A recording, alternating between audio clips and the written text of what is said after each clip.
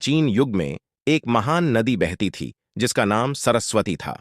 यह नदी अपने आध्यात्मिक महत्व और जीवनदायिनी जल के लिए प्रसिद्ध थी। सरस्वती नदी को वैदिक संस्कृति का पालना और सभ्यता का आधार माना जाता था।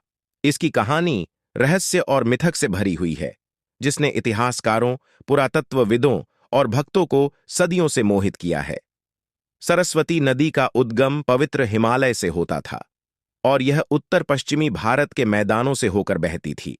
इसकी तटों पर महान नगर और सभ्यताएं फली फूलीं, जिनमें प्रसिद्ध वैदिक समाज भी शामिल था।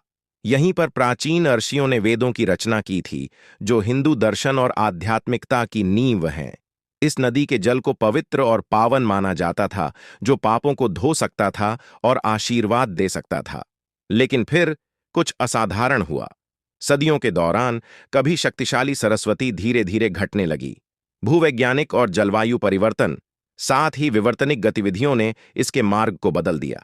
लगभग 2000 ईसा पूर्व तक जिसने एक सभ्यता को पोषित किया था, वह नदी सतह से गायब हो गई, पीछे केवल एक सूखी, वीरान धारा छोड़ गई।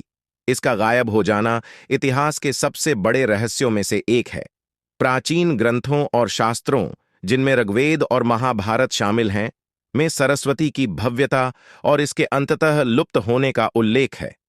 फिर भी लंबे समय तक इस नदी को एक मिथक माना गया था, प्राचीन कल्पना का एक हिस्सा। हालांकि हाल के वैज्ञानिक प्रगति और पुरातात्विक खोजों ने इस किंवदंती में नया जीवन डाला है। हाल के वर्षों में उपग्रह चित्रण और भूवैज्ञानिक सर्वेक्षणों ने सरस्वती नदी के पुराने मार्ग का पता लगाया है। वैज्ञानिकों ने पेलियो चैनल्स, प्राचीन नदी के अवशेष, की पहचान की है, जो वैदिक ग्रंथों में वर्णित विवरणों की पुष्टि करते हैं।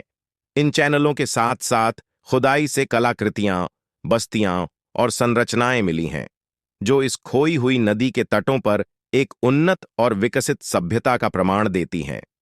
हरियाणा और राजस्थान के क्षेत्र, जहां से सरस्वती कभी बहती थी, अब महत्वपूर्ण पुरातात्विक रुचि के स्थल बन गए हैं।